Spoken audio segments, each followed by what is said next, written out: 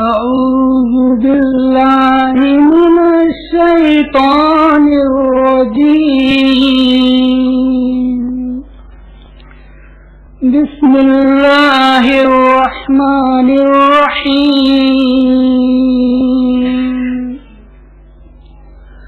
وما جعله الله إلا بشرى لكم ولتطمئن قلوبكم به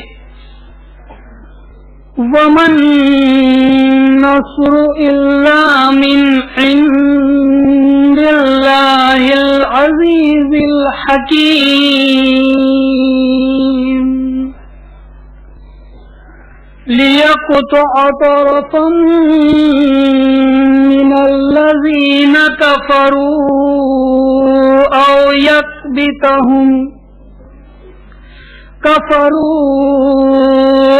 يكبتهم فينقلبوا خائبين. ليس لك من الأمر شيء أو يتوب عليهم أو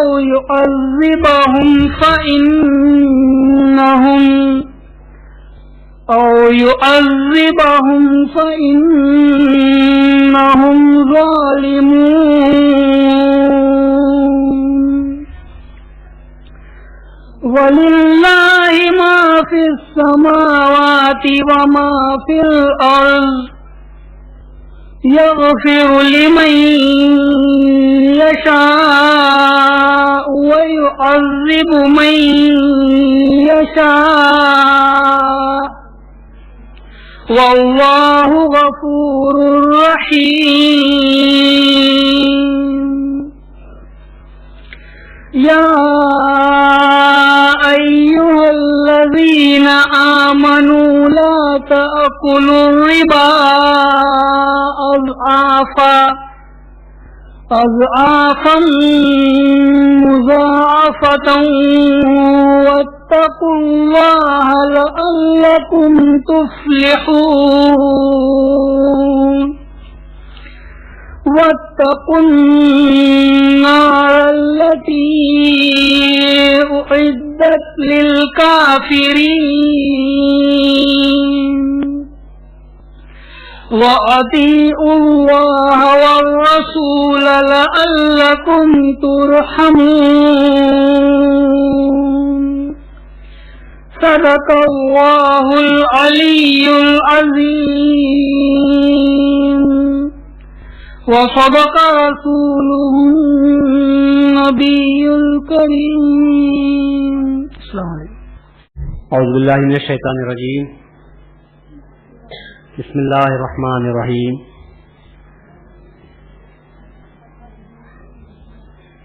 نحمدہ ونصلی علی رسولہ الکریم والمہدی الموعود علیہ الصلاۃ والتسلیم. اما بعد فقد قال اللہ تبارک و تعالی فی کلامہ القدیم والفرقان العظیم. اعوذ باللہ من الشیطان الرجیم. بسم اللہ الرحمن الرحیم. یا ایھا الذین آمنوا من یرتد منکم عن دینہ فسوف یأتی اللہ بقوم یحبهم ویحبونہ الی آخرہ. ہمائدین شہر، عاشقان مہدی موعود علیہ السلام، برادران ملت، عزیز نوجوانوں، محترم خواتین اور پیارے بچوں،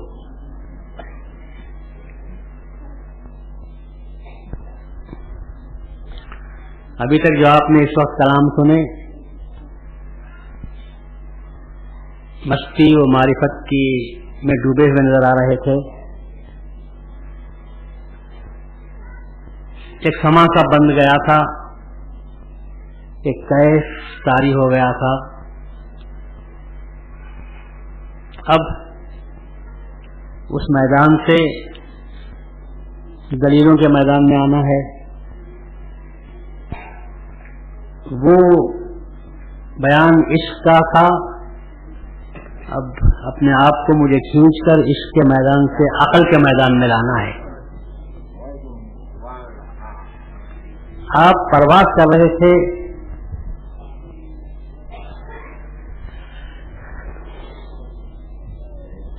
مہدی موعود علیہ السلام کے عشق کے میدان میں،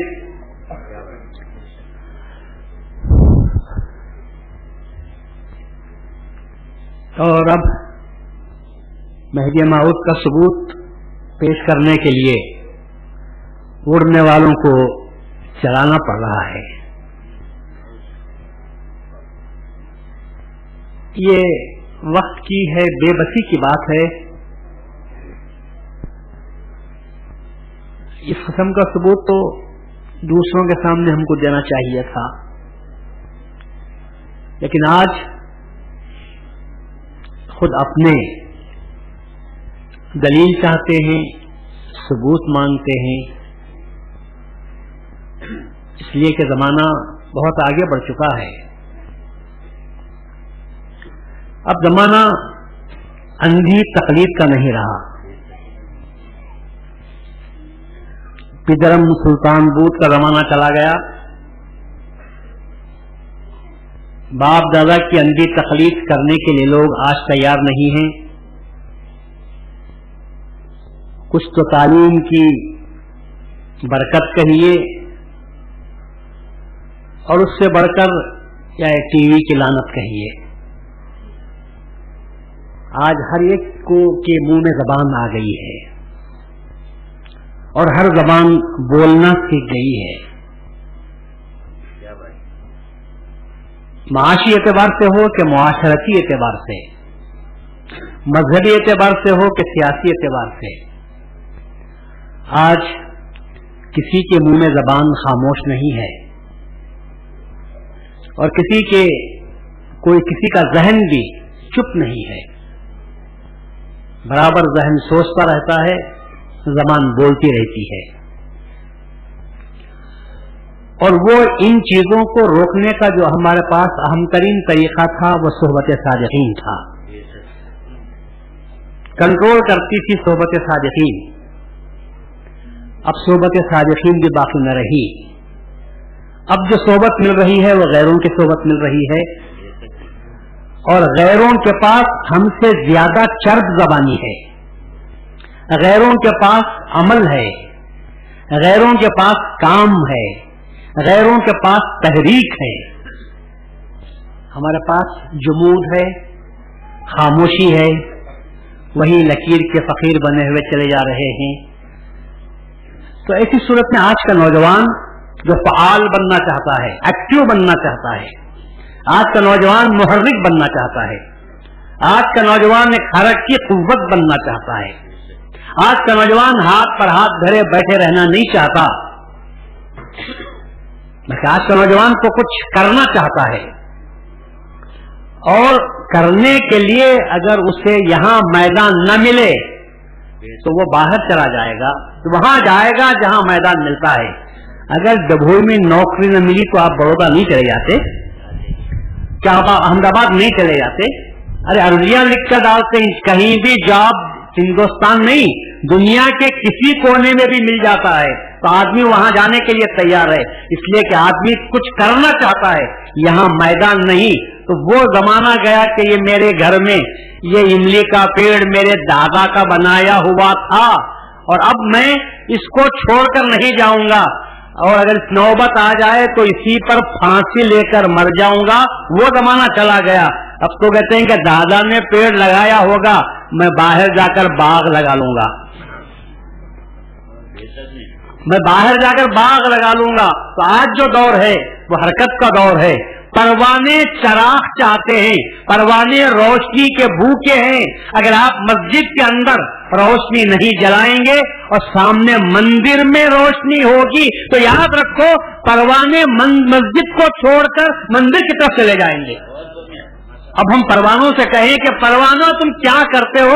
جب تک یہ مسجد میں سجدہ کرتے تھے وہ کہیں گے کہ ہم کو نہ مسجد معلوم ہے نہ مندر معلوم ہے، ہم روشنی کے متوالے ہیں، جہاں تم نے مسجد کو اندھیرا کر دیا اور مندر میں روشنی دیکھی تو ہم وہاں پر جا رہے ہیں۔ اگر تم کو کچھ فکر ہے تو مسجد کو روشن کر دو، پھر سب کے سب وہاں پر واپس آ جائیں گے۔ ہم جو مجلس منا رہے ہیں اپنی مسجدوں کو روشن کرنے کے لیے مناتے ہیں تاکہ یہ ہمارے پروانے کسی دوسری طرف نہ جا سکیں.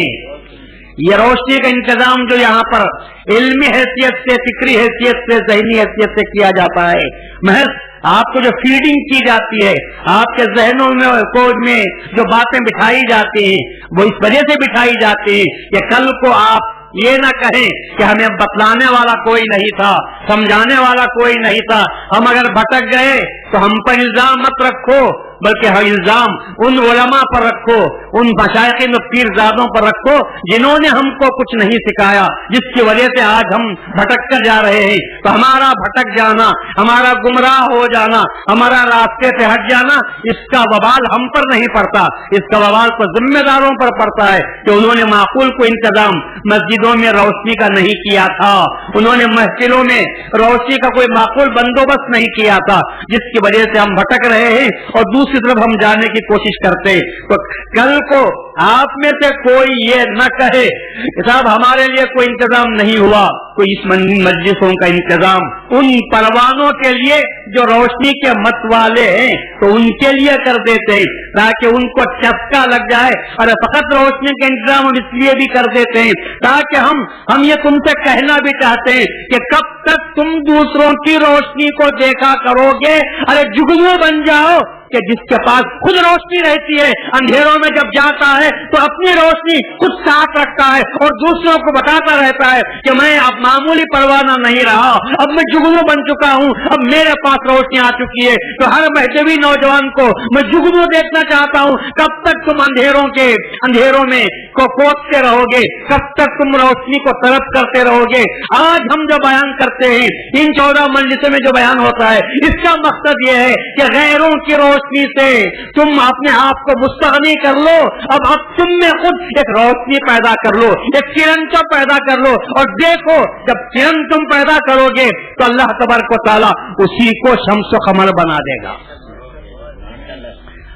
آج ضرورت اسی کی ہے اور ہم اسی کے لیے محنت کرتے ہیں، انتظام کرتے ہیں. ہم یہ چاہتے ہیں کہ ہر ایک مہذبی نوجوان ایک جگنو کی طرح اندھیرے میں جائے تو لوگ اس سے روشنی پانے کی کوشش کریں، وہ خود اپنے پاس روشنی رکھے، لوگ دیکھیں تو کہے کہ یہ اندھیرے میں بھٹکنے والا نہیں بلکہ اپنے ساتھ چراغ رکھتا ہے. تصدیق مہدی موعود حقیقت میں روشنی ہے جو آپ کے پاس ہے. اللہ تبارک و تعالیٰ نے وہ جو نعمت آپ کے پاس جو دیا آپ کے دل میں، تصدیق مہدی موعود علیہ السلام کی سلگائی ہے، تو وہ جو دیا ہے آپ کو، اس دیا کو بچانے کی ضرورت ہے.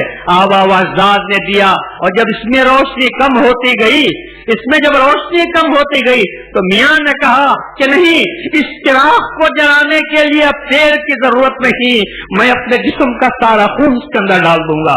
تو بندگیاں رضی اللہ تعالیٰ عنہ نے تصدیق مہدی کے دیے کو جلانے کے لیے اپنا سارا خون اس کے اندر انڈیل دیا، اور جبھی تو آج وہ شمع جل بھی رہی ہے اور یہ پروانے بے ساختہ جا رہے ہیں.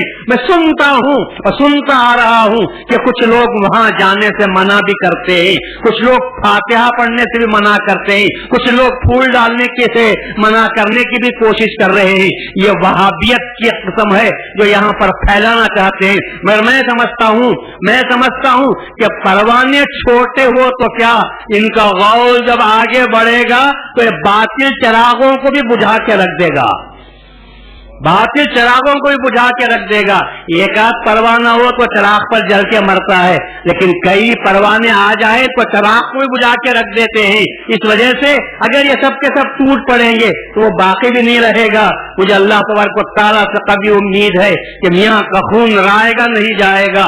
وہ شمع جو چھلکی ہوئی ہے گجرات میں اور اس کے پائنتی جو پائیں پڑے ہوئے ہیں، ان میں تو اللہ تبارک و تعالیٰ نے مہدی موعود علیہ السلام کے تعلق سے وہ محبت اللہ نے رکھی ہے. اب اس محبت کو آگے بڑھانا ہے، پروان چڑھانا ہے، اور آئندہ آنے والی نسل میں اس محبت کو منتقل کرنا ہے. اور ہم جو آپ کام کر رہے ہیں وہ یہی کام کرتے ہیں کہ آپ کو بیدار کر دیا جائے जाए, आपको आगाह कर दिया जाए कि अल्लाह के फजल करम से आप तो अपने मैदान में बराबर खड़े हुए हैं, लेकिन चूंकि सोहबत सादिकीन बाकी न रही, हालात बाकी न रहे, वो माहौल बाकी न रहा, आज आदमी आजाद बनता हुआ चला जा रहा है। तो कहीं ऐसा न हो जाए कि आजादी के घुमंड में आवारा न बन जाए और बाहर न निकल जाए। उस पर गिरफ्त रखने की जरूरत है, मजहबी एतबार से गिरफ्त रखने की जरूरत है। हमारे अपने अकायद क्या है उनको समझाने की जरूरत है। बच्चियां भी जिस घर में जाती हैं वो भी अगर महजबियत को लेकर जाएंगी तो वो अपने बच्चों को तालीम महजबियत की दे सकेंगी। इसलिए इस बात की हमको कोशिश कर रहे हैं। अल्लाह तबारक व तआला, कोशिश करना हमारा अपना काम है और अंजाम तक पहुंचाना अल्लाह तबारक व तआला का काम है। पर मैं ये चाहता हूं और अल्लाह को मुझे यकीन हासिल है कि जब हम नेक नियति के साथ, खुलूस के साथ, लिल्लाहियत के साथ, कौम की खिदमत के जज्बे के साथ जब काम करते हैं तो अल्लाह ताला हमको नाकाम भी नहीं करेगा। वो इदारा तबलीग व दीन इरशाद और जो मिलाद कमेटी काम करते हुए चली आ रही है, अल्लाह तबारक व तआला उसके आज़ाइम को और मजबूत कर देगा और फिर वो उसकी तरफ से जो कोशिशें की जा रही है अल्लाह ताला उनको बार आवर करेगा और उसके फूल पत्ते बराबर लगते हुए चले जाएंगे। इन चंद अल्फाज के साथ फिर मैं वही जमीन की तरफ आता हूँ। आसमान की बुलंदियों से उड़ते उड़ते फिर चलना पड़ रहा है। हज़रत अल्लाह तबारक व तआला के इरशाद है कि ऐ ईमान वालों, अगर तुम में से कोई मुर्तद होना चाहे तो मुर्तद हो जाए, हमें इसकी कोई फिक्र नहीं होगी। इसलिए कि अल्लाह तबारक व तआला फरमाता है कि अल्लाह एक कौम को लाएगा, एक ऐसी कौम होगी कि जिस कौम से अल्लाह मोहब्बत करेगा और वो कौम होगी कि जिस कौम के अफराद अल्लाह तबारक व तआला से मोहब्बत करेंगे। कल एक सवाल मैंने उठाया था परसों और उसका एक जवाब हल्का सा आपको दिया था कि अगर लोग आपसे पूछते हैं कि कुरान शरीफ में मेहदी मऊद अलैहिस्सलाम का तज़किरा कहाँ है, तो आपको ये कहना चाहिए कि मेहदी मऊद अलैहिस्सलाम का तज़किरे की एक इमाम की बात आप पूछते हो, हम तो पूरी कौम की बात बताने के लिए तैयार हैं। हम तो ये कहने के लिए तैयार हैं कि कौम के बच्चे का नाम, महजबी कौम के बच्चे का नाम कुरान के अंदर मौजूद है। इसलिए कि जब कौम का लफ्ज आ गया है तो उस कौम में जो भी अफराद आ जाते हैं वो सबके नाम उसके अंदर मौजूद है। इसलिए अल्लाह तबारक व तआला की अजीब शान है कि अल्लाह ताला ने इससे पहले एक एक पैगंबर के आने के ताल्लुक से खुशखबरी दी थी, लेकिन जब इमाम के ताल्लुक से, मेहदी मऊद अलैहिस्सलाम के ताल्लुक से, खलीफतुल्लाह की हैसियत से एक हस्ती को भेजने के ताल्लुक से अल्लाह बात करता है तो ये कहता है कि अल्लाह एक कौम को लाएगा।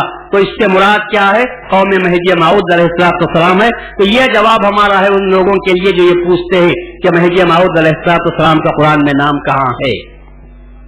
उसका दूसरा जवाब भी आपको याद रखना चाहिए और ये कहना चाहिए कि सवाल जब होता है तो सवाल की भी दलील होना चाहिए।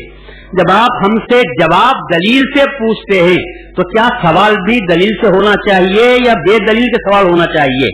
जो भी सवाल होगा उसकी भी दलील होना चाहिए।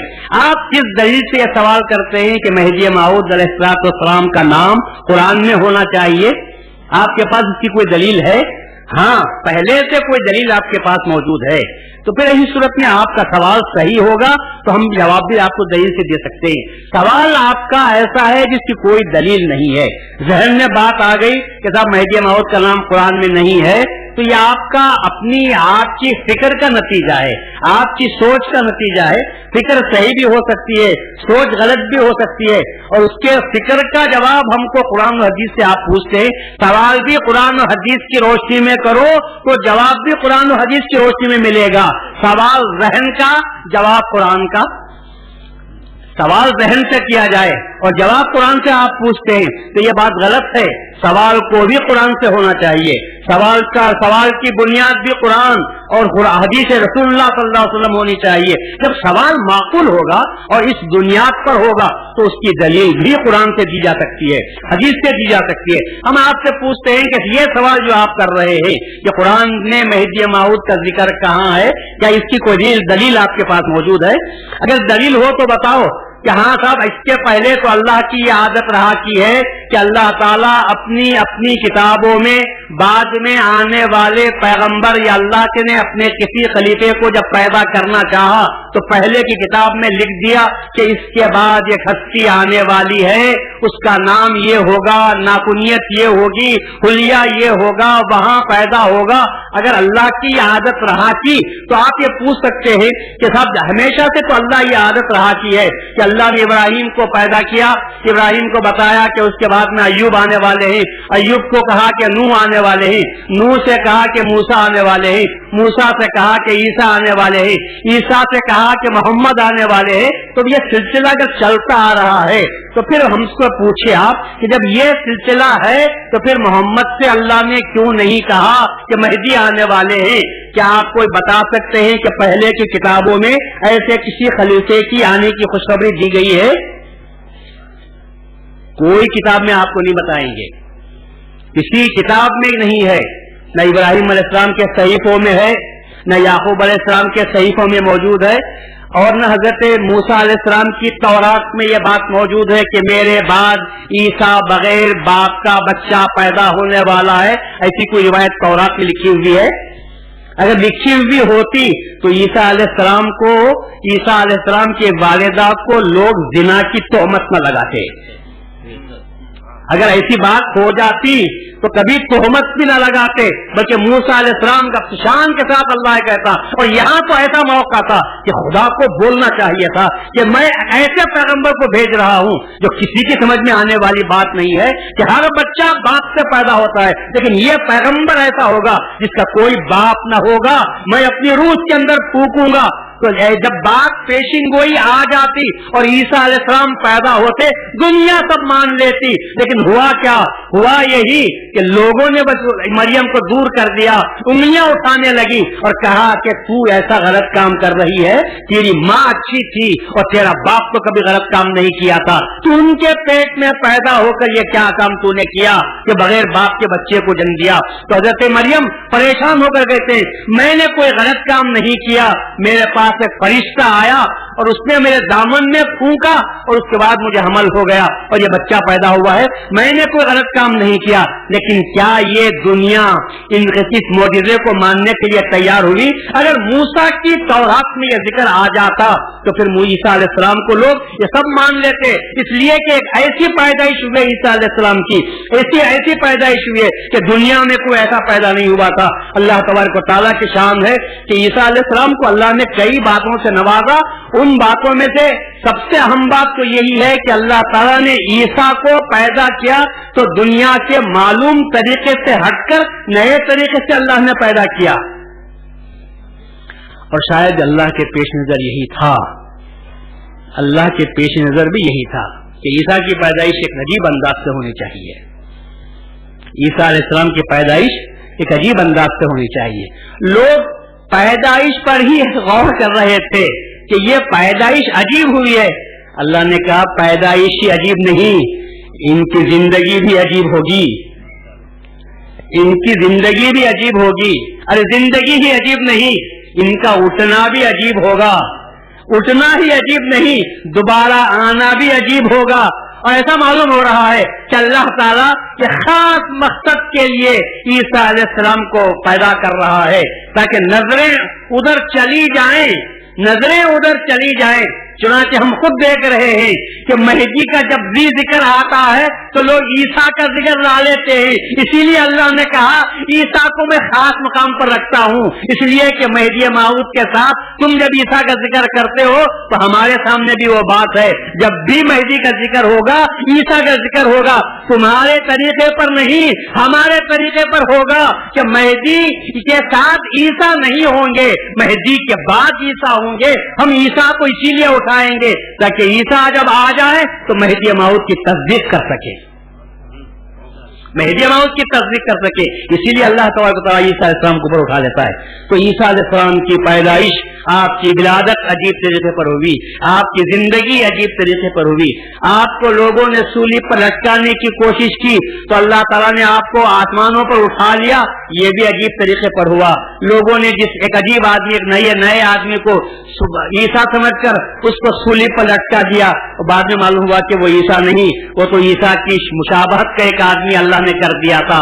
لوگوں نے اسی کو عیسیٰ سمجھا، سولی پر لٹکا دے کے خوش ہو گئے کہ ہم نے عیسیٰ کو سولی پر لٹکا لیا. اللہ کہتا ہے کہ ارے تم کہاں عیسیٰ تک پہنچ سکتے ہو، میں اس کو اپنے طرف اٹھا لیا ہوں، اور پھر جب وقت آئے گا تو میں عیسیٰ علیہ السلام کو پھر دنیا میں بھیجوں گا. وہ کیوں بھیجوں گا وہ بات کی مسئلہ ہے، انشاءاللہ وہ بعد میں آپ کو معلوم ہوگا. تو اس اعتبار سے معلوم ہوتا ہے کہ عیسیٰ علیہ السلام کے تعلق سے اگر اللہ یہ کہہ دیتا کہ مریم کے پیٹ سے بچہ بغیر باپ کے پیدا ہونے والا ہے تو کسی کو اعتراض نہ ہوتا. لیکن تورات آپ پوری پڑھتے جائیے، بغیر باپ کے تو کیا باپ والا بچہ بھی پیدا ہونے کا ذکر نہیں ہے. تو اس میں صرف اتنا کہہ دیا جاتا تھا کہ آئندہ بھی ایک پیغمبر آئے گا، اس کے سوا اور کچھ نہیں، اس کے سوا اور کچھ نہیں. اور اس کے بعد عیسیٰ علیہ السلام جب تشریف لائے تو انجیل میں آپ اٹھا کر دیکھیے تو انجیل میں بھی کہیں آپ کو ایسا نہیں ملے گا کہ قریش میں حضرت عبد المطلب کی اولاد میں اور پھر مکے میں ایسا ایک بچہ پیدا ہونے والا ہے جو ایشان کا ہوگا. ایسا بھی کوئی بات وہاں پر بیان نہیں کی گئی ہے. اگر ہو جاتی تو لوگوں کو اعتراض کرنے کا موقع نہ ملتا. کفار تو خوش ہو جاتے کہ چلو آج اب تک تو شام کے اندر پیغمبر آتے ہوئے چلے جا رہے تھے، یہ پہلا موقع ہے کہ ریاست کے ریگستان کو ایک اللہ نے پیغمبر سے نوازا ہے. اب تک تو ہم دوسروں کے تابع تھے، یہودیوں کی کتاب پڑھتے تھے، نصرانیوں کی کتاب ہم پڑھتے تھے. آج ہمارے خود قبیلے میں، ہمارے ملک میں ایک ایسا امام، ایک ایسا پیغمبر پیدا ہوا ہے کہ لوگوں کو اس کی طرف آنا پڑے گا. تو خوش ہو جاتے تھے لوگ، بس چونکہ وہاں ایسی کوئی بات نہیں تھی، اشاروں میں بات کر دی گئی تھی، بشارتیں بھی دی گئی تھی تو اشاروں کے ذریعے سے، کنارے کے ذریعے سے دی گئی تھی. تو چونکہ پڑھنے والے نہیں تھے انہوں نے انکار کر دیا، صاف طور پر کہا کہ صاحب ہم تو نہ کتاب کو پڑھتے ہیں نہ ہم کو ایمان معلوم ہے کہ رسول اللہ صلی اللہ علیہ وسلم کی بعثت عمل میں آتی ہے. تو کتنے لوگ تھے جنہوں نے رسول اللہ صلی اللہ علیہ وسلم کی رسالت کو مانا تھا. اکثر لوگ، اکثریت انکار کر رہی تھی، مخالفت پر کمر کسی ہوئی تھی، دنیا بھر کے مصائب آپ پر توڑتے ہی چلی جا رہی تھی. تو اس کے سبب یہی تھا، چاہے عیسیٰ علیہ السلام کی انجیل میں رسول اللہ صلی اللہ علیہ وسلم کے تعلق سے کوئی بات نہیں تھی. جب پوری تاریخ اسلام کی ہم دیکھتے ہیں، ادیان کی پوری تاریخ ہم جب دیکھتے ہیں، خصوصاً دین اسلام کی تاریخ دیکھتے ہیں، پیغمبروں کے تسلسل کو دیکھتے ہیں، پیغمبروں کے سلسلے کو دیکھتے چلے آتے ہیں، تو اللہ کی یہ عادت ہی نہیں رہا کہ وہ پیغمبر پر بعد میں آنے والے پیغمبر کے تعلق سے آتا پتا نام کے ساتھ اشارہ کر دیتا. تو اللہ کی یہ عادت نہیں رہی. تو جب یہ اللہ کی عادت نہیں رہی تو مہدی کی کیا خصوصیت ہو گئی کہ آپ پوچھتے ہیں کہ مہدی کا نام قرآن میں کہاں؟ جب تورات میں عیسیٰ کا نام نہیں، انجیل میں محمد کا نام نہیں، تو محمد کے قرآن میں مہدی کا نام کیسے آ جائے گا؟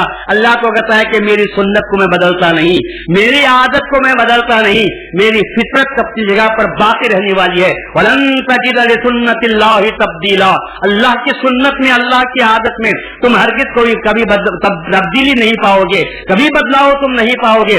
میری جو عادت ہے وہ عادت کو برابر باقی رکھتے ہوئے میں چلے آ رہا ہوں. اللہ تعالیٰ تو یہ فرما دیتا ہے. تو اس اعتبار سے یہ سوال کہ حضرت مہدی موعود علیہ السلام کا نام قرآن میں بتایا جائے، یہ جو آپ کا سوال ہو رہا ہے یہ سوال خود بے دلیل سوال ہے. اس بات کی کوئی دلیل نہیں، دلیل ہو تو بتاؤ، ہم بھی جواب دینے کے لیے تیار ہیں. پھر آپ پوچھیں گے کہ صاحب کیا ایسی ہی مہدی کا تذکرہ کیا اتنا ہی ہلکا سا ہے کہ اللہ نے اس کا اشارہ تک نہیں کیا؟ ہم کہتے ہیں کہ مہدی موعود کی بات ہلکی نہیں تھی. مہدی موعود کے آنے کے تعلق سے پیشن گوئی اہم ترین پیشن گوئی تھی. دین کا اہم ترین باب ہیں آپ، دین کا اہم ترین عنوان ہیں آپ. تو اللہ تعالیٰ آپ کے بات کو ہلکے انداز میں پیش نہیں کر سکتا تھا. نام سے پیش کر دیتا بات ہلکی ہو جاتی ہے، نام سے پیش کر دیتا تو بات ہلکی ہو جاتی تھی. اور عادت تو نہیں تھی اللہ کی. اللہ تعالیٰ نے مہدی موعود علیہ السلام کی آمد کے تعلق سے جو الفاظ استعمال کیے ہیں، مہدی موعود کے تعلق سے بشارت کے جو انداز جو اللہ نے اختیار فرمایا ہے، اور اس کے لیے اللہ تعالیٰ نے جو طریقہ اپنایا ہے، اس طریقے کو ہم دیکھتے ہیں تو معلوم ہوتا ہے ہمارا سوال اللہ کے اس جواب کے مقابلے میں چھوٹا اور ہلکا ہے. ہمارا سوال ہلکا ہے کہ نام بتاؤ مہدی کا، نام بتاؤ مہدی کا. یہ سوال ہلکا ہو جاتا ہے. اللہ نے بہت اونچا طریقہ اختیار کیا. نام ہم پوچھتے ہیں کس کا؟ عام آدمی کا نام ہم پوچھتے ہیں. عام آدمی کا نام ہم پوچھتے ہیں. خاص آدمی ہوتا ہے تو اس کا نام نہیں پوچھتے, اس کا منصب پوچھتے ہیں. اس کا منصب پوچھتے ہیں. بیپاریوں سے یہ نہیں پوچھتے کہ وہ واسدیو آیا ہوا ہے, یہ نہیں پوچھیں گے. بھائی انکم ٹیکس کلیکٹر کون ہے, کیونکہ ہم کو ضرورت پڑتی ہے انکم ٹیکس سے کلیکٹر سے, تو یہ نہیں پوچھیں گے کہ وہ نام اس کا کیا ہے, یہ پوچھیں گے کہ وہ آیا ہوا ہے, کون آیا ہوا ہے, کون بیٹھا ہوا ہے. اس لیے کہ ہم کو منصب سے تعلق ہوتا ہے. اس کا نام کچھ بھی ہو جائے, ہم کو اس کے منصب سے تعلق ہے. مہدی نام رسول اللہ کا دیا ہوا نام ہے. اب رسول اللہ کی زبان سے نکلے ہوئے لفظ کو قرآن میں دیکھنا چاہیے یا حدیث میں دیکھنا چاہیے؟ حضرت سید محمد جونپوری جو ہے, نام آپ کا محمد ہے, محمد دیکھنا ہو تو قرآن میں دیکھو.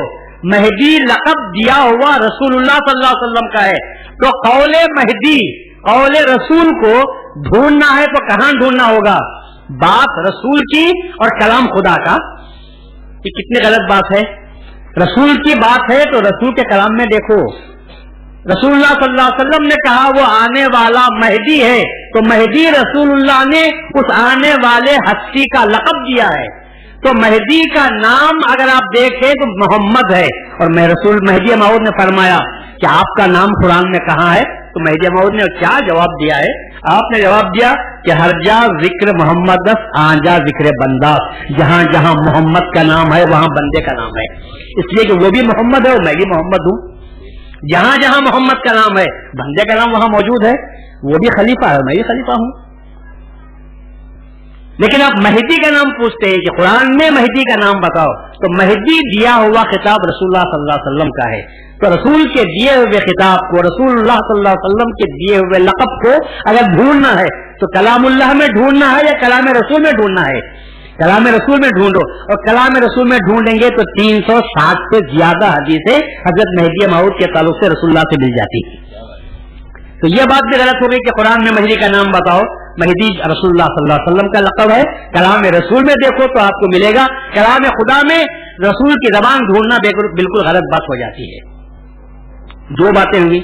اور تیسری بات یہ کہ میں نے کہا کہ نام ہم پوچھ لیتے ہیں. اللہ تعالیٰ کو نام سے زیادہ محبت نہیں. اللہ تعالیٰ کو, اللہ تعالیٰ کو منصب سے محبت ہوتی ہے. منصب سے اللہ کو محبت ہوتی ہے. مہدی رسول اللہ صلی اللہ علیہ وسلم ہو کہ مہدی موعود آئے تھے تو اسم اور رسم کو مٹانے کے لیے آئے تھے. اسم اور رسم کو مٹانے کے لیے آئے تھے.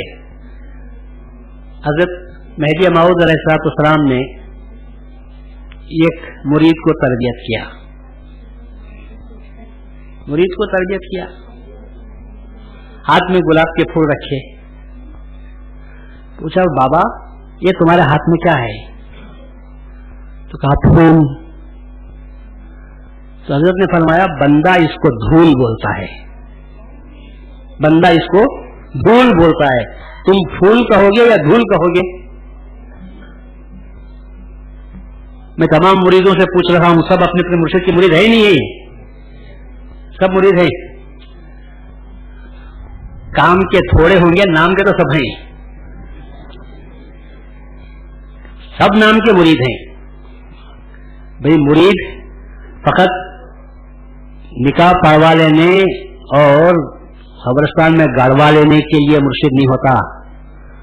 مرشد با مقصد ہوتا ہے, مرشد با معنی ہوتا ہے. مرشد کے معنی ارشاد کرنے والا, مرشد کے معنی ہدایت کا راستہ بتانے والا. مرشد کے معنی, ارے مرشد کا تو تمہارے سانس پر بھی کنٹرول ہونا چاہیے کہ تم سانس میں لیتے ہو اللہ کی یاد میں لیتے ہو یا یوں ہی جانوروں کی طرح تم سانس لیتے ہو. اس کو تو وہاں تک کنٹرول ہونا چاہیے. تم کیا کھاتے ہو, کیا پیتے ہو, کیا کماتے ہو, حلال کماتے ہو کہ حرام کماتے ہو, صحیح کرتے ہو کام کہ غلط کرتے ہو, انسانوں کی طرح زندگی بسر کرتے ہو یا حیوانوں کی طرح ادھر ادھر منہ مارتے پھرتے ہو. سمجھے میری بات کو؟ انسانوں کی طرح زندگی بسر کرتے ہو یا حیوانوں کی طرح ادھر ادھر منہ مارتے پھرتے رہتے ہو؟ تو یہ تو مرشد کا کام ہوتا ہے کہ وہ ارشاد و ہدایت کرے، اور مرید کو بھی چاہیے کہ اپنی لگام کو مرشد کے ہاتھ میں دے تاکہ وہ جھٹکا دے، تاکہ وہ پوچھے، تاکہ وہ تمہاری پرسش کر سکے. تو یہ بامانہ مقصد ہوتا ہے. چونکہ جس بکریوں کے ریوڑ کا چرواہا نہیں ہوتا، بھیڑیا کا شکار ہو جاتے ہیں، وہ روز کم ہوتے جاتے ہیں.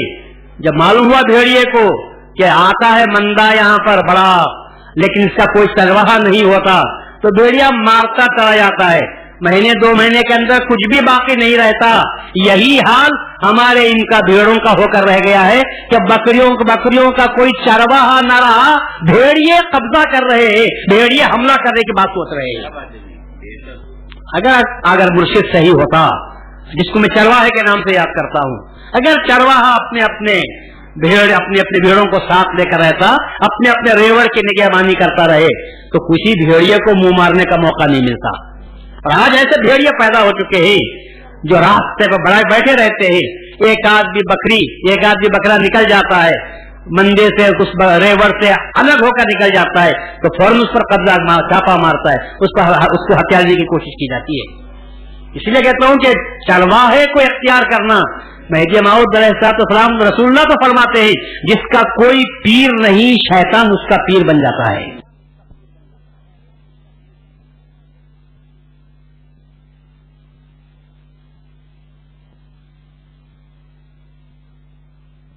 اپنے مرشدوں کے مرید ہو جاؤ، ان سے محبت پیدا کرو. جس مقام سے مرشد اٹھا تو سمجھو وہاں سے مہدویت گئی. ہمارے دائرے جو اکثر آج آپ کو غیر آباد نظر آتے ہیں مختلف مقامات پر، وہاں کے مرشدوں نے اپنے دائرے کو اٹھا لیا. دائرہ اٹھا، اس کے بعد سونا ہو گیا معاملہ. گجرات کے الفاظ میں سونا سخت. اب کوئی وہاں کا نظر نہیں آتا. جب تک دائرہ رہا، مرشد رہا، وہاں برابر مہدویت باقی رہی اور مہدویت رہے. لیکن جب مرشد نہ رہا، کبھی تو ایسا ہوا کہ مرشد کے ساتھ لوگ نکل گئے، اس کے بعد جو باقی رہے انہوں نے دیکھا کہ اب ہمارا کوئی نہیں، تو وہ غیروں سے اپنے تعلقات رکھ لیے، اور یہ نتیجہ یہ ہوا کہ مہدوی باقی نہ رہے. یہ تو اللہ تبارک و تعالیٰ کا فضل ہے کہ آپ یہاں دائرے میں زندگی بسر کرتے ہیں، دائروں میں آپ رہتے ہیں، مرشد ہیں آپ کے پاس. میں ایک بات یہ بھی کہہ دوں کہ مرشد کی بھی 3 قسمیں ہوتی ہیں. مرشد کی بھی 3 قسمیں ہوتی ہیں. ایک ہوتا ہے پیر لکڑ، ایک ہوتا ہے پیر لکڑ، ایک ہوتا ہے پیر پتا، اور ایک ہوتا ہے پیر پتھر. آپ بولیں گے سب یہ نئے قسم سن رہے ہیں، کیا بات ہے یہ؟ میں حقیقت میں 3 قسم کے پیر ہوتے ہیں. پیر پتھر تو وہ ہوتا ہے کہ خود بھی ڈوبتا ہے، اس کے اوپر کسی کو رکھا جائے، کوئی چیز رکھی جائے اسے بھی ڈبو دیتا ہے. پتھر کو آپ پانی میں رکھو، دریا میں ڈالو، خود بھی ڈوب جاتا ہے، اور اگر اس پر جو چیز رہتی ہے اس کو بھی لے کر ڈوب جاتا ہے.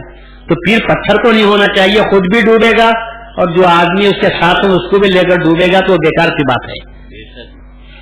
اور پیر پتھر وہ ہوتا ہے کہ جس پر کچھ وزن رکھا جائے تو ڈوب تو جاتا ہے، اس کو ڈبا دیتا ہے، پھر اوپر آ جاتا ہے، خود اوپر آ جاتا ہے.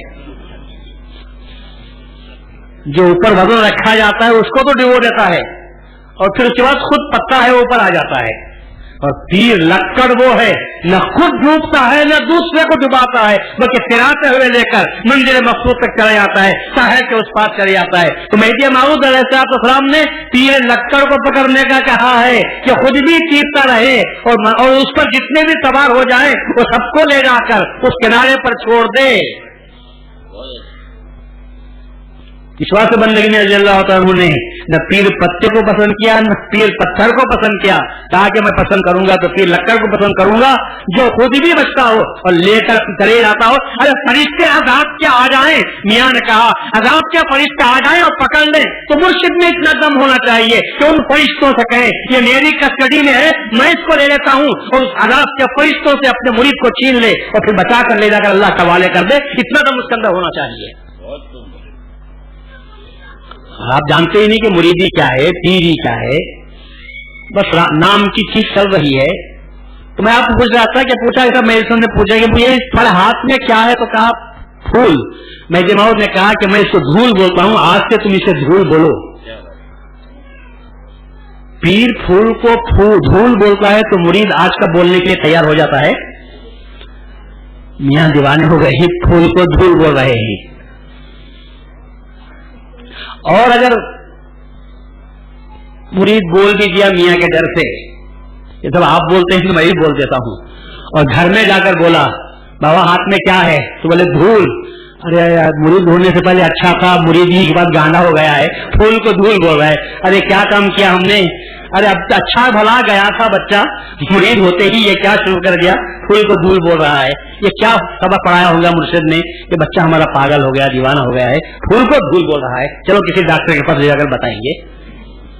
اب بولے گا میں پھول بولوں، دھول بولوں، دھول پھول بولتا ہوں تو مرشد ناراض ہوتے ہیں، دھول بولتا ہوں تو گھر والے مجھے بول رہے ہیں کہ سب کیا کرنا چاہیے. تب وہ بیچارہ خود پریشان ہو جاتا ہے. اور جو عقل مند ہے وہ تو کہتے ہیں کہ مرشد جو بات ہماری سمجھ میں نہیں آتی اس کو ہم بولنے کے لیے تیار نہیں. آپ کچھ بھی مرشد اعظم بن جاؤ، میں تو اس کو پھول ہی بولوں گا. آپ دھول بولتے ہیں تو میں آپ کی بات کو نہیں سنوں گا. میں عقل رکھتا ہوں، میں گریجویٹ ہوں، میں پڑھا ہوا آدمی ہوں، میں پھول کو دھول کیسے بولوں. تو پھر ایسی صورت میں کرنا کیا چاہیے؟ ایسی صورت میں آپ کو کہتا ہوں مرشد جو بات بولتے ہیں اس بات کو پہلے مان لینا چاہیے، اگرچہ کہ آپ کی سمجھ میں نہ آئے، اس کی بات کو مانو. پھر ادب اور احترام سے پوچھو کہ حضرت آپ نے کہا آمنا صدقنا، دل نہیں مانتا، اطمینان قلب کے لیے ذرا سمجھائیے یہ پھول کو دھول کیوں بولنا چاہیے. میں تو عقیدت سے بول رہا ہوں، لیکن باہر گلی میں نکل کر بولوں گا تو لوگ مجھے پتھر ماریں گے. تو ان کو سمجھانے کے لیے مجھے بتائیے، تفہیم کیجیے کہ پھول کو دھول کیسے کہوں. مان کر آپ مرشد سے ادب سے پوچھو تو مرشد بتانے کے لیے بھی تیار ہو جائے گا. اور یہی طریقہ ہے، قرآن نے یہی کہا. جب اللہ تعالیٰ نے ابراہیم سے کہا کہ میں مردوں کو زندہ کرتا ہوں، ابراہیم نے پوچھا اے اللہ تو مردوں کو کیسے زندہ کرتا ہے؟ خدا نے فوراً پوچھا اولم تؤمن، کیا تجھے میری بات پر ایمان نہیں؟ تو فوراً ابراہیم علیہ السلام نے جواب دیا بلا ولکن لیطمئن قلبی، ایمان تو ہے، دل کا اطمینان چاہتا ہوں. تو مرشد کی بات پر ایمان لاؤ، پھر اطمینان قلب کے لیے سوال کرو تو مرشد سمجھانے کے لیے تیار ہے. یہ نہیں پوچھتا کہ آپ مت پوچھو، میں یہ نہیں کہتا کہ آپ سوال نہیں کرنا چاہیے، سوال ایمان کے بعد سوال کرنا چاہیے. جب ایمان کے بعد سوال کریں گے تو پھر آپ کو صحیح جواب بھی ملتا ہے اور اطمینان قلب اسی وقت آپ کو نصیب ہوتا ہے. انکار سے جو سوال ہوتا ہے سمجھ میں بھی نہیں آتا، ایمان کے بعد سوال ہوتا ہے تو سمجھ میں بھی بات آ جاتی ہے. تو آپ ایمان لانے کے بعد میں پوچھئے کہ صاحب یہ کیسے پھول کو ہم دھول کیسے کہیں؟ تو مرشد آپ کو سمجھائے کہ بابا یہ پھول جسے آپ اپنے ہاتھ میں گئے، یہ پھول کہاں سے پیدا ہوا؟ بولا درخت سے، جھاڑ سے، پودے سے پیدا ہوا. وہ پودا کہاں ہوا؟ زمین میں، دھول میں پیدا ہوا. آج ایک دن تمہارے ہاتھ میں ہے، نوشا بنا ہوا ہے تو صحرا بن کر سر پہ چڑھا ہوا ہے، اور ایک رات گزر جاتی ہے تو پھر اس پھولوں کو کہاں ڈالتے ہیں آپ لے جا کر؟ پھر دھول میں ڈال دیتے ہیں. تو مہدی موعود نے فرمایا اس کی پیدائش بھی دھول کی، اس کی موت بھی دھول میں ہونے والی ہے. ایک دن کے لیے یہ پھول، ورنہ اس کے آغاز بھی دھول ہے، اس کا انجام بھی دھول ہے، اس کی ابتدا بھی دھول ہے، اس کی انتہا بھی دھول ہے. تو اب اسے دھول بولنا صحیح یا پھول بولنا صحیح؟ ایک دن کے لیے اس کا نام تم بدل دیتے ہو، مگر ہم لوگ اس کے اثر کو سامنے رکھنا چاہیے اور انجام کو سامنے رکھنا چاہیے. اسی لیے مہدی موعود نے فرمایا تیرا نام نہ عبد الرحمان ہے، نہ زید ہے، نہ عمر ہے، نہ بکر ہے، تیرا نام عبداللہ ہے، اس لیے کہ تو اللہ کے پاس سے آیا اور مرنے کے بعد اللہ کے پاس تو جانے والا ہے. تو تیرا نام کیا ہے؟ عبداللہ ہے، اللہ کا بندہ، یہ تیرا نام ہے. یہ دوسرے جو ماں باپ نام رکھ لیے ہیں یہ پہچان کے واسطے رکھے. ایک باپ کو اگر 4 بچے 6 بچے پیدا ہو گئے، اب باپ کو باہر سے آیا بیٹا پانی لاؤ تو 6 پانی کی گلاس لے کر آ جائیں گے. لو ابا، بھائی 6 تو ایک سنا بھائی آپ نے کہا بیٹا تو ہم سب بیٹے ہیں، تو پہچان کے لیے الگ الگ نام رکھ دیا. احمد پانی لا تو احمد ہی لائے گا, محمود نہیں اٹھے گا, اس لیے اس کو بلائے. اور اگر بیٹا پانی لا تو سب بیٹے بھاگتے ہوئے آ جائیں گے. تو پہچان کے لیے باپ نے نام رکھا ہے تاکہ تمیز ہو جائے, ورنہ ہمارا حقیقی نام اللہ کے غلام ہیں, یہ ہمارا حقیقی نام ہے. ہم اللہ تبارک و تعالیٰ کے پاس سے آئے, یہ ہمارا حقیقی نام ہے. ہم مٹی سے پیدا ہوئے, یہ ہمارا حقیقی نام. اور جانے والے کہاں ہیں مرنے کے بعد, اسی مٹی میں جانے والے ہیں, یہ ہمارا انجام ہے. تو اب مہدی موعود اگر فرماتے ہوں, لوگوں فخر و غرور نہ کرو, لوگوں خودی کا پہلو اختیار نہ کرو, خاک سے پیدا ہوئے اور خاک میں جانے والے ہیں. یہ تو ہم اسلام کی تعلیم تھی. مہدی موعود نے کہا کہ نہیں, تو خاکی نہیں, تو نوری ہے, اپنے آپ کو نوری بنا, اپنے آپ کو نوری بنا. تو اللہ کے پاس سے آیا ہے. جب رسول اللہ فرماتے ہیں کہ میں اللہ کے نور سے ہوں اور کائنات کی ہر چیز میرے نور سے ہے, تو ہم نور خدا نہ صحیح نور رسول تو ہیں. جب نور کا پرتو ہے تو پھر اس نور کے پرتوں کو کیوں لے جا کر نہیں ملاتے اس نور کے ساتھ؟ تو مہدی موعود علیہ السلام نے اسی پرتوں کو ملانے کے لیے نورانی ہاتھوں میں ہمارے ہاتھ کو دے دیا تاکہ وہ سلسلہ ہوتے ہوئے مہدی موعود علیہ السلام تک چلے جائے. اور مہدی کے ذریعے سے مہدی پر اللہ تعالیٰ کا ہاتھ تھا. تو مرشد کے ہاتھ میں ہاتھ جو دیتے ہیں, تصور کی نگاہوں سے آپ دیکھو تو ہاتھ مرشد کا صحیح, مگر وہ جو سلسلہ پڑھتے ہوئے اس کا ہاتھ اس کے مرشد کے ہاتھ میں, اس کا ہاتھ اس کے مرشد کے ہاتھ میں, وہ یہ ہاتھ پہنچتا کہاں ہے؟ آپ کے ہاتھ پر مرشد کا ہاتھ نہیں, قسم خدا کی آپ کے ہاتھ میں خدا کا ہاتھ ہو جاتا ہے, آپ کے ہاتھ میں خدا کا ہاتھ ہوتا ہے.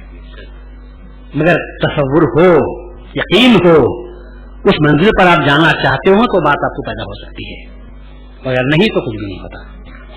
اس لیے میں کہتا ہوں کہ آپ اگر نہیں ہیں تو مرشد کو پکڑو اور حالی پکڑ کر چھوڑ نہ دو, بلکہ ان سے معلومات حاصل کرنے کی کوشش کرنی چاہیے, ان کی صحبت میں بیٹھنا چاہیے, صحیح معلومات حاصل کرنے کی کوشش کرنا.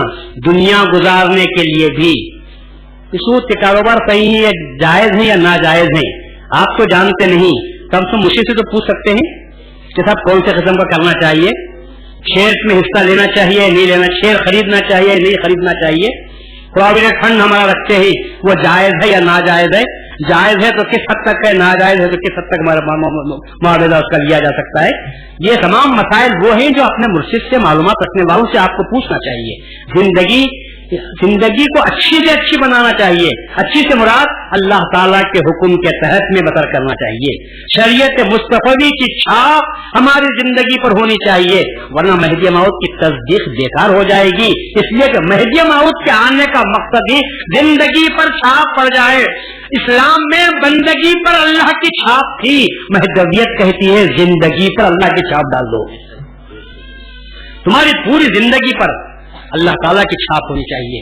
اسی لیے مہدی موعود نے فرمایا اٹھتے بیٹھتے کھاتے پیستے پکاتے ناچتے ہر وقت میں اللہ تعالیٰ کو یاد کرتے رہو. کام تمہارا ہو رہا ہے, یاد جب اللہ کی ہوتی رہتی ہے تو تمہاری زندگی پر چھاپ اللہ تبارک و تعالیٰ کی پڑی رہتی ہے. ذکر اللہ کی چھاپ ہوتی ہے تو اللہ کی یاد بھی باقی رہتی ہے. تو حضرت مہدی موعود علیہ السلام کے آنے کا مقصد ایسا ہی فقط میں اللہ کا خلیفہ مہدی موعود ہوں میری تصدیق کر دو تو مہدی موعود اپنی امت بنانے کے لیے تشریف نہیں لائے.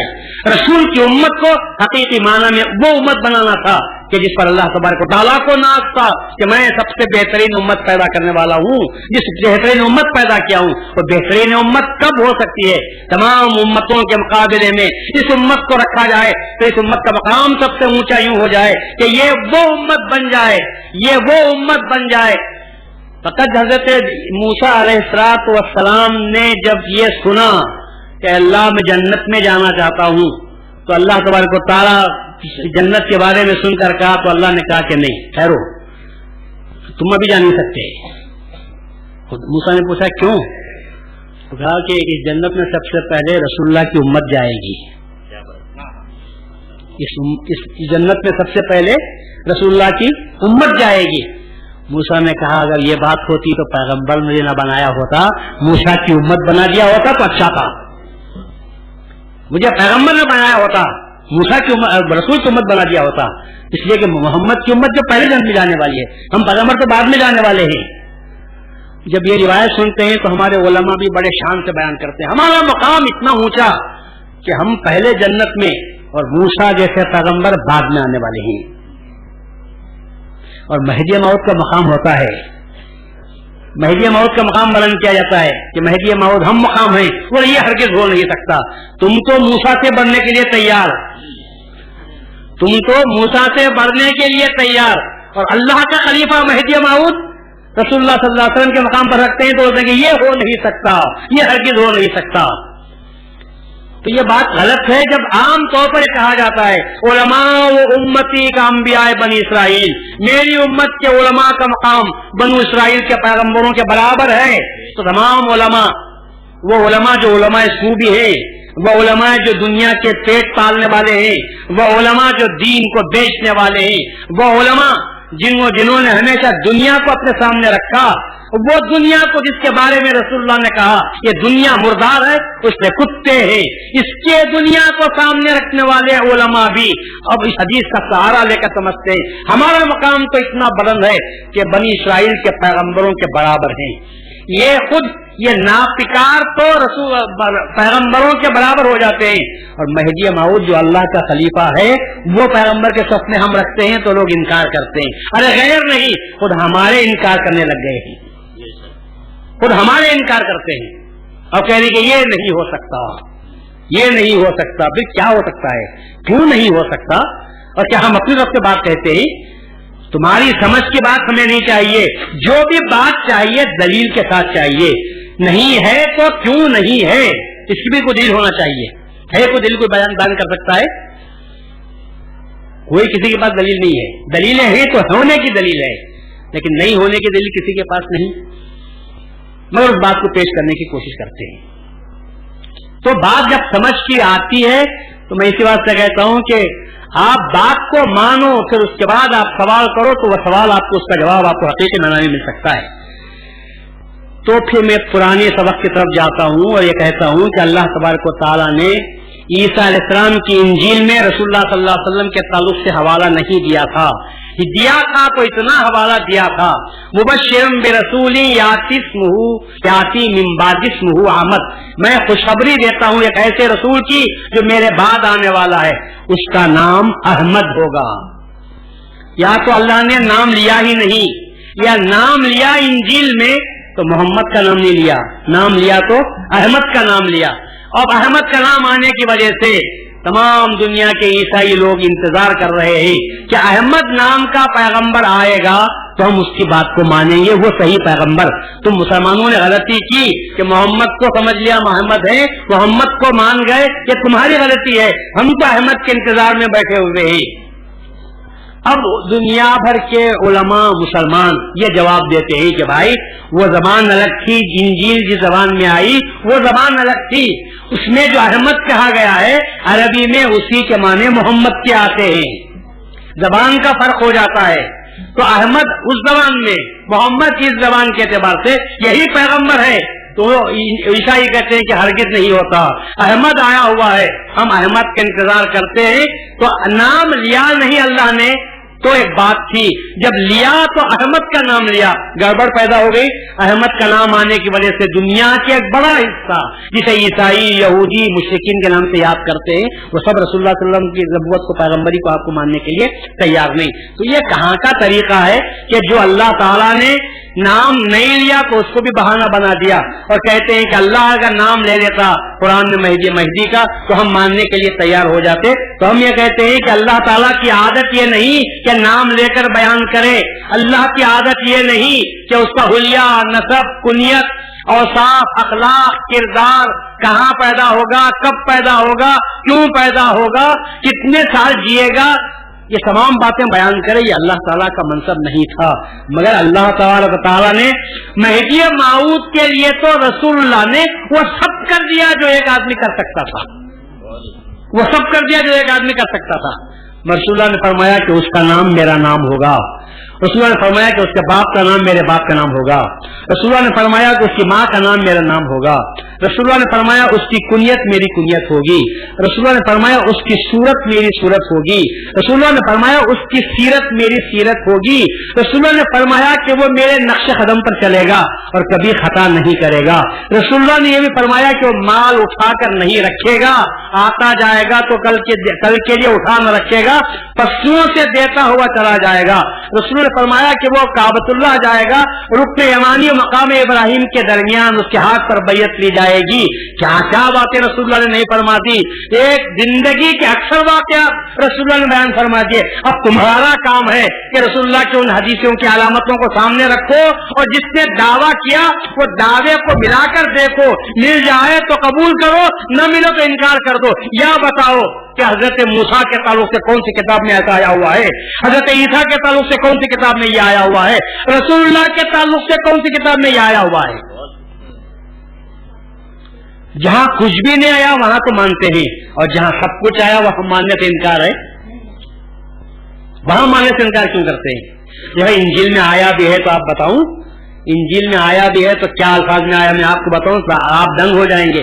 انجیل میں آیا ہے کہ اور آسمان کھلا ہوا ہے، سفید گھوڑا جا رہا ہے، اس پر ایک سوار ہے، اس کی ران اس پر اس کا نام لکھا ہوا ہے، وہ خونی لباس پہنا ہوا ہے، اس کی زبان سے آگ کے شعلے نکل رہے ہیں. اس میں سے ایک بات بھی رسول اللہ پر صادق آتی ہے؟ ایک بات بھی رسول اللہ پر صادق آتی ہے؟ کیا رسول اللہ ان کا نام آپ کے ران پر لکھا ہوا تھا؟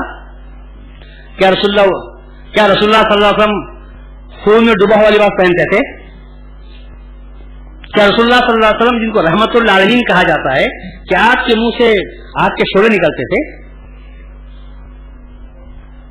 کون سی بات ہے، کون سی علامت ہے جو رسول اللہ کے اندر میں موجود ہے؟ پر انجیل میں ساری علامتیں موجود ہیں، اور ہم کہتے ہیں کہ بے شک یہ سب علامتیں رسول اللہ کے اندر موجود ہیں. آسمان کھلا ہوا ہے، معراج کی طرف اشارہ، سفید گھوڑے پر جا رہا ہے، براق پر آپ تشریف لے گئے تھے، خونی لباس پہنا ہوا ہے، طائف کے میدان میں آپ پر جو پتھر برسائے تھے لہو لہان ہو چکے تھے، وہ لباس کی طرف اشارہ کیا گیا ہے. آپ کی ران پر نام لکھا ہوا ہے، ران کے نیچے گانے کا ران پر نام ہونے کا مقصد یہ ہے کہ آدمی جب گھوڑے پر بیٹھتا ہے تو گھوڑا اس کے ران کے نیچے آنے کا مطلب یہ ہے کہ ساری حکومت دنیا کی اس کے اوپر رہتی ہے. تو ران پر نام لکھنے کا مقصد یہ ہے کہ دنیا کے بڑے خطے پر اس کی حکومت ہوگی، کیا اس کا دین سب پر غالب آ جائے گا. اللہ تعالیٰ نے رسول اللہ صلی اللہ علیہ وسلم کے دین کو سب ادیان پر غالب فرمایا ہے. تو جو بھی آپ روایت پیش کرتے ہیں، ہم علماء اسلام رسول اللہ صلی اللہ علیہ وسلم پر صادق کرتے ہیں. مہدی موعود کے بارے میں تو ایسا بھی نہیں آیا ہے، یہاں تو کھلم کھلا آیا، نام، نسب، باپ، ماں، حلیہ، لقب، خطاب، جو باتیں تھیں وہ ساری باتیں آئی. مشکل باتوں کو تو حل کر سکتے ہیں، آسان باتوں کو قبول کرنے کے لیے تیار نہیں ہے. تو یہ کہنا کہ مہدی موعود کا نام قرآن میں نہیں ہے، یہ غلط بات ہے. مہدی موعود کا نام بہتر طریقے پر قرآن میں آیا ہوا ہے، اور اس سے آسان اور زیادہ وضاحت کے ساتھ رسول اللہ صلی اللہ علیہ وسلم نے حضرت اپنے احادیث کے ذریعے سے بیان فرمایا ہے. تو اس اعتبار سے ہم نے جس سید محمد جون پوری مہدی موعود علیہ السلام کی بیعت کی تصدیق کی ہے، تو وہ جو تصدیق ہے وہ تصدیق اب تک تقلیدی تصدیق تھی، لیکن اب وہ تصدیق تحقیقی تصدیق ہونا چاہیے. کیونکہ تقلید ہو تو آدمی بھٹکا سکتا ہے، اور تحقیق ہو جائے تو آدمی بھٹکا نہیں سکتا. کیا آپ پر مذہب کو زبردستی ڈالا گیا ہے؟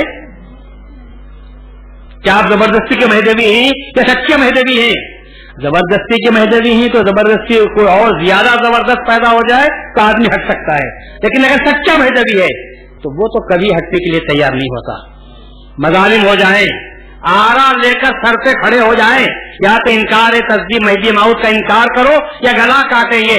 بتاؤ ہم میں سے کون ہے اپنی جان بچا کر مہدویت کو چھوڑنے کے لیے تیار ہے؟ کوئی بھی جواب نہیں دے رہی. سب تیار ہیں؟ مہدویت بچائیں گے یا جان بچائیں گے؟ مہدویت کو بچائیں گے. جان جائے تو جائے، جان تو جانے والی ہی ہے، جان تو جانے ہی والی ہے، لیکن مذہب جانے والا نہیں، تصدیق جانے والی نہیں. تصدیق تو رہنے ساتھ آنے والی چیز ہے. جان کبھی بھی جا سکتی ہے، اس لیے کہ 100 سال کی عمر بھی ہو جائے تب بھی جان جاتی ہے. اور تصدیق بڑی محنتوں کے ساتھ ملتی ہے. آرام سے آپ کو مل گئی، ماں باپ کے پیٹ میں پیدا ہو گئے، آسانی سے آپ کو تصدیق مل گئی. اس تصدیق کی ہم کو اللہ تعالیٰ کے نعمت کا شکریہ ادا کرنا چاہیے، اور اس کی حفاظت کرنی چاہیے، اور اس کو جس ہمارے بڑوں نے ہم تک پہنچایا ہم اپنے بچوں تک اس کو پہنچانے کی کوشش کرنی چاہیے. سمجھتا ہوں کہ اتنی باتیں آج کے لیے کافی ہیں.